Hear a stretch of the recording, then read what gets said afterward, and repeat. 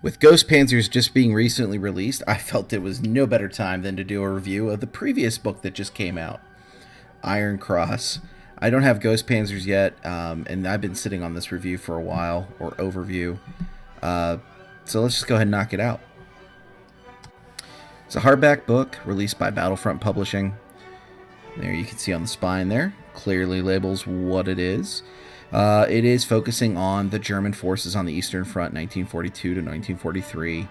The tail end of Barbarossa, kind of getting to Kursk and Stalingrad and all that stuff.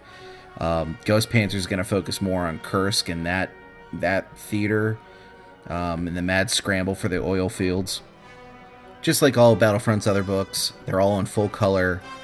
There's in the version 4 books, there is, I would say, a trimming of the fat. There's not as much history in the books, and there's also not many lists that you would find compared to the version 3 books. A lot of people would say that that's a limitation. That's really up to you. I think that the lists are so broad and generic, it allows you to construct whatever, especially if you take your command cards into account, but that's a whole different subject. The books are what they are.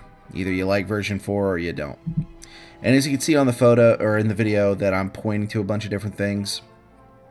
Lots of different examples of the new terrain and new models that they've got coming out. It breaks down a lot of the different units, shows you the different force organization charts, much like how all the other books have ever been. Also in this book is rules for city fighting. Now I believe that the rules are mirrored in the Soviet equivalent book, Enemy at the Gates. But I think the scenarios are different. I think there's some missions that aren't repeated. So if you wanted to play all the different missions, you'd have to buy both books. But seeing as I'm just a German player, I'm not going to buy a Soviet book. But I'm looking forward to trying out the city fighting rules. I think that's going to be a lot of fun with my buddy who plays Soviets. And probably it's going to be a lot more fun playing the games than it was to actually be there in Stalingrad when this was really going on, I would hope. At the end of the book, you do have the paint scheme section of the book, where it gives you suggestions on paint colors that you can use if you want to be historically accurate. So let's directly compare it to the Afrika Korps book. Roughly about the same thickness, maybe a little bit thicker on the Iron Cross book there. You do have a lot more units available in the Iron Cross book than you do the Afrika Korps book. It does seem like, I hate to use the GW phrase like codex creep, but that's definitely the feeling I get from the book. It seems like an over course correction, whereas Afrika Korps was very limited on choices. Iron Cross gives you a shit ton of choice. A lot of choice. It's a great book if you felt like Afrika Korps was really limited. Iron Cross gives you Nebelwerfers and a bunch of other new toys that you can use. And I feel you can play that, I guess, stereotypical German army force from the Iron Cross book that you really couldn't do in Afrika Korps. And that makes sense because Afrika Korps really wasn't the place for any of that.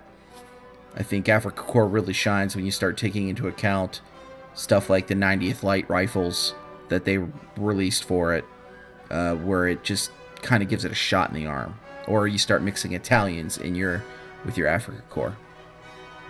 So final word, do I recommend it? If you play Germans and you play Mid-War, Flames of War, yeah, you're going to need it.